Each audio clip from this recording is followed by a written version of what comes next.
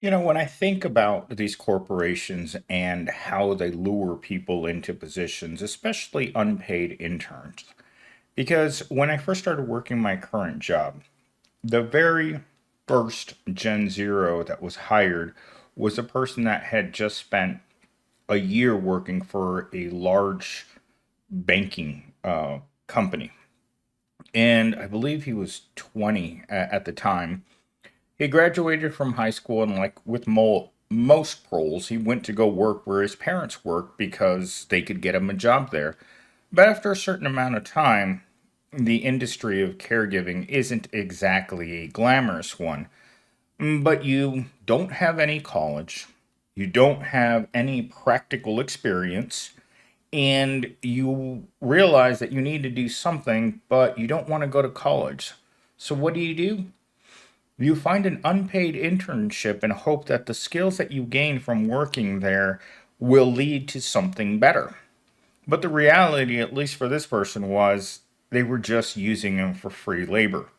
Once they realized that he was pretty much a worthless employee, at that point they went ahead and didn't renew the internship, and now he got left with no pay for that entire time and no real experience, never gained anything. And that's the great thing about having free workers, is that you promise them all of these opportunities, and this is what I'm going to talk about in the main part of today's videos, and then you don't give them anything. I think that a lot of sales jobs fall into the same category. They make all kinds of crazy promises uh, about earning potential, about just unimaginable earning potential doing sales, and then you get into the job, you realize that they lied to you, and you wasted all of this time working a dead end job, because that's the way that these industries work. If you look up at the screen right now, hopefully, what time is it? Okay, so I'm going to take this down at 3 minutes and then put in my usual AI generated images. But if you look at the type of work that people are doing right now, food delivery, ride sharing, social commerce, vacation rental hosts, Airbnb. This is the kind of work that's out there in the job market right now. Do you think any of these things that you guys are seeing up on the screen lead to home ownership? They don't. These jobs are all basic survival industries. You don't work these types of jobs and hope to make a life for yourself. Just like working for free doesn't create a life for you. What it does is it turns you into a present day slave. And it's just disgusting that corporations are able to function with free labor or labor at the very bottom of the pay scale. You're not going to be promoted as a food delivery driver. You're not going to invest in a rental home while you're doing ride sharing. You're not going to get married while you're doing social commerce. And girls aren't even going to look at you if your only job is to rent out rooms in your Airbnb. That's the reality of things. So when I saw this article, because I had already made the outline for this afternoon's video, and I'm just going off on a side note right now, I am always very fascinated in my live streams when I mention free spankings on the channel. And I don't know why. Again, I'm socially awkward, I'm introverted, and I don't get out much, right? It's the reality of my life is I don't have much interaction, but I'm fascinated by this whole idea that the chat gets excited about things that I say. So after I was done with the live stream this afternoon, I sent some DMs to one of my more, uh, what would I call her? What do I call her? More animated characters on the Millennial Steam channel. And she wrote me back. That's her right there. She wrote me back that the way in which I do the channel is it's alluring. And I thought that that was a really strange thing to say. In fact, I wrote it down here, and this is what the messages said. Lots of women are more auditory than visual, and the fact that you have a loyal female followers gives you social proof that attracts even more female followers. Face it, you're ear candy. And I thought to myself, oh my God, oh my God. Because the channel was basically a channel for angry single men. Millennial Steam's target demographic is single, not by choice, angry young men. It's my target demographic and it has been for many years.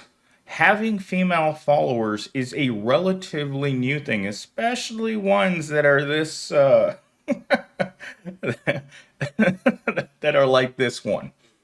And so I was kind of taken aback by that. Anyhow, I have an entire video to do on that particular subject. You guys will probably see tomorrow morning. I just didn't feel like that video fit the afternoon spot on the channel because this is right now the video that I do at this time slot is the A block of this channel. Everything else you guys see on the channel, early morning, midday, those are all B block. But right now, this is prime time, and let's get started with our introductory monologue before I talk too much and lose you guys. All right, so this is what we have for this particular video, and it's based on the article, of course, that you guys are seeing up on the screen that I probably took down about 3 minutes ago. So here we go. Have you ever worked your heart out for free hoping it might lead to something better? I have. I stayed up late, skipped meals, and sacrificed everything for opportunities that promised experience but paid me nothing. And what did I get in return?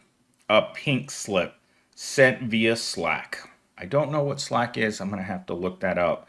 It's probably some sort of messaging system. Anyhow, so I was reading through this particular article, and the people in the that commented on what this guy said were very angry at the way that they were being treated. I mean, it's one thing to pay people next to nothing at minimum wage. It's an even more diabolical system when you can't get hired anywhere else and you have to rely on an unpaid internship in order to get the experience that you need to get any job. That to me is predatory and it should be outlawed. No company should get away with hiring people for free. I mean, isn't that the very definition of slavery is hiring people and not paying them anything? At least when we had that system of work a couple hundred years ago. Well, actually, no, they were just emancipated in 1860. I think that's when the proclamation came out.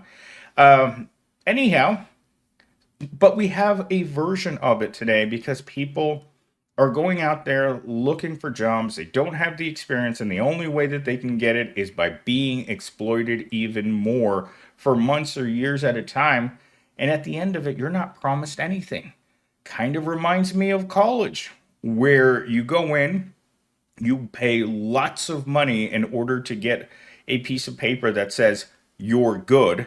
And then you come out and then you go show the little piece of paper that says I'm good on it to potential employers. And they say to you, well, you're not good enough to work here. And with that said, let's get into today's three talking points. All three talking points today are kind of lengthy, but every word in these talking points matters.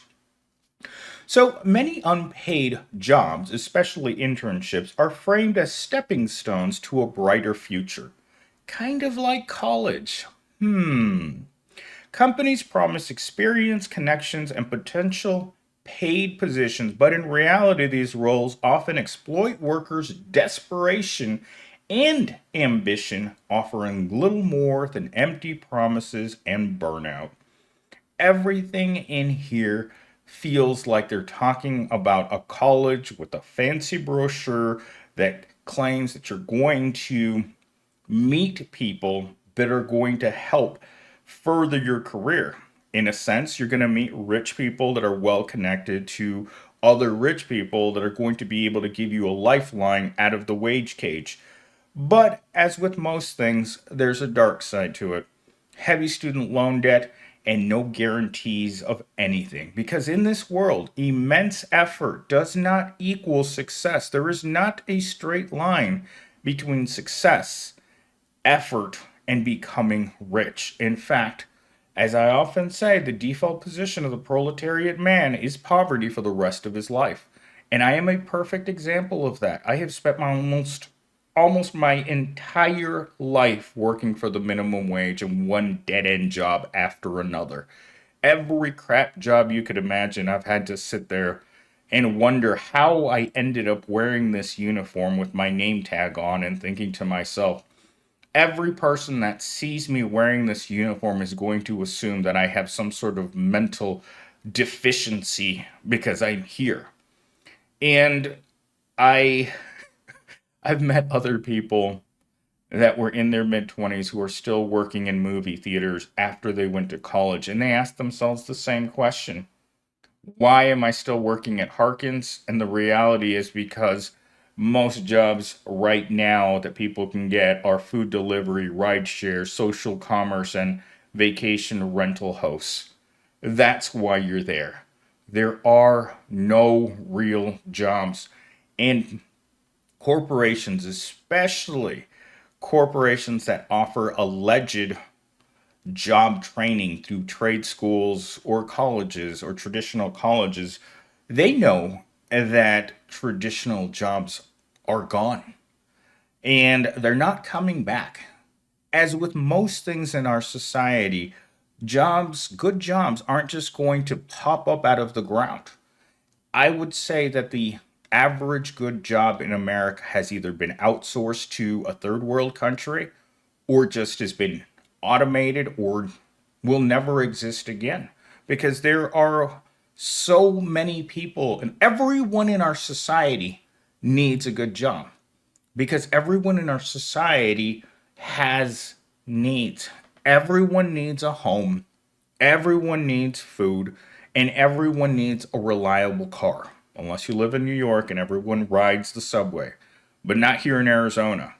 No one wants to be driving around in their Prolmobile when they know that the most likely thing that is going to happen is you're going to be driving your Prolmobile to your retail job, and somehow God's going to laugh at you when your car goes up in a mushroom cloud because you couldn't afford to maintain it. All you could afford to do was put just enough gas to get you from point A to point B with zero maintenance on that car. You've got four bald tires.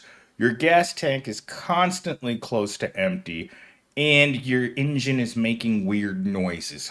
In fact, I had that conversation with a woman last week. She was asking me about whether or not she should drive her truck or her car. Her car was making weird engine noises, and she thought, you know what? It's probably not going to make it on a long trip without breaking down. In a sense, blowing up within a mushroom cloud with all of her children inside of that car while she's hoping to go visit her family. That's the reality of the proletariat. They're not doing great. And with the type of work that's out there that's available to people, and I say available with a level of apprehension, because most people are finding it difficult to find any job right now. And the jobs that they do find, they don't want, they don't like, they're too hard, they're too low paying, they're too monotonous, and they're treated as if they're not wanted. So when people show up to these jobs, they act like they don't want to be there. And when management looks at their workers, and again, quotes, their workforce, and they ask them simple questions like, don't show up to work, or why are you showing up to work with a negative attitude? And you just look at them like, you do realize I'm dirt poor. And that Promobile outside in the parking lot is a death trap that's just waiting to go off and encompass me in fiery death. I'm just trying to be funny, folks. These topics have to be funny because if I can't laugh, if I have to cry every time I make one of these videos, I wouldn't be doing these videos. We have to laugh at the situation that we're in currently with this economy because if we don't laugh, we'd all be crying every day.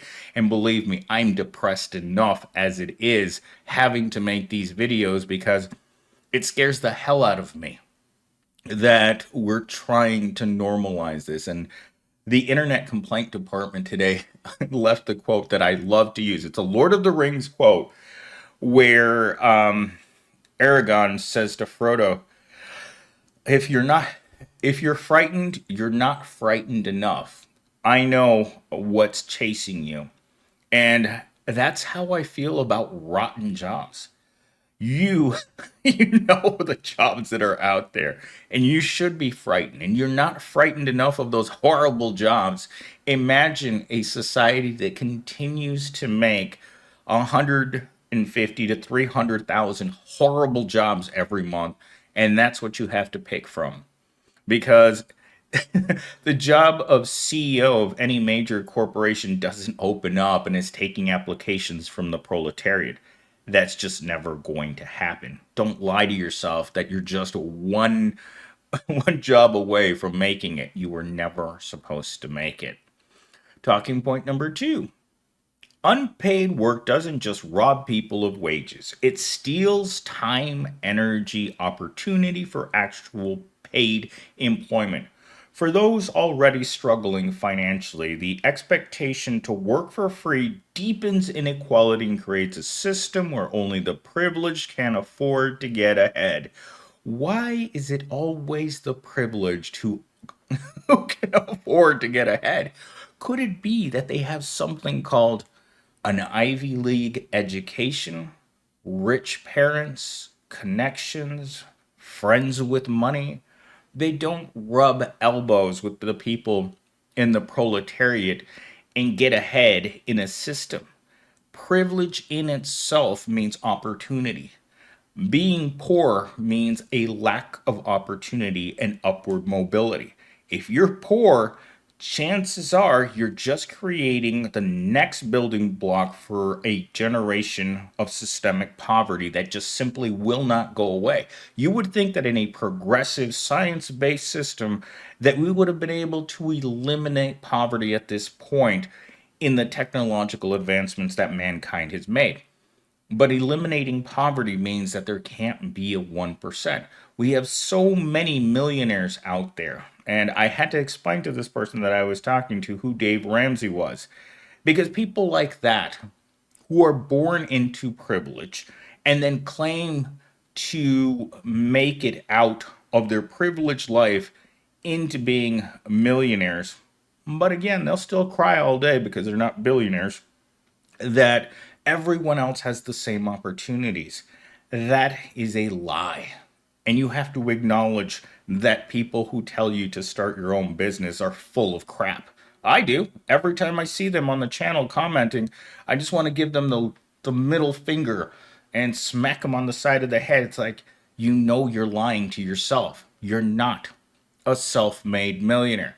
If my parents were extremely wealthy right now, I'd just ask them for a little loan, a little loan, couple million, maybe 10, 20 million, so I could, buy a house, drive a nice car, sit around and think about what kind of business I want to create, then fail at that business, and then go back to my parents and say, oh, that $10 million you let me borrow?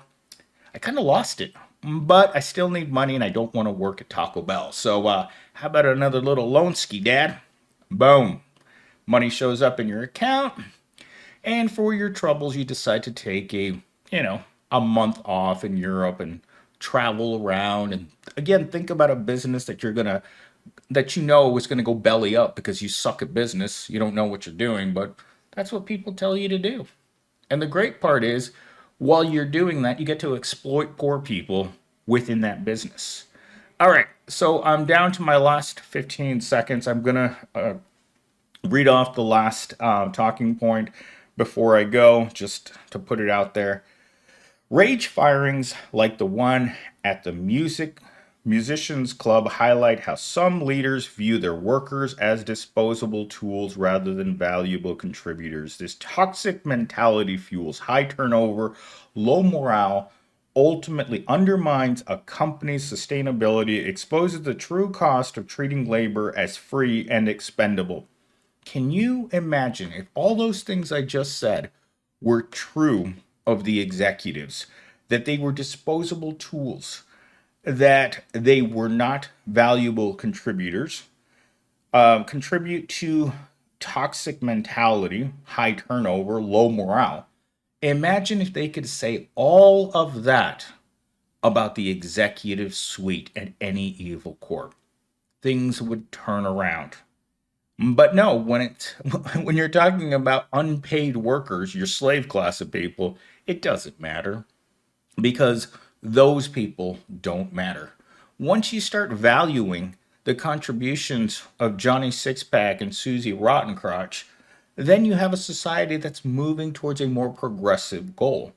But when there's no value in anyone who's not part of the club, then you are going to fail as a society in a way in which it just hurts poor people. And that's okay because we all know poor people don't have feelings.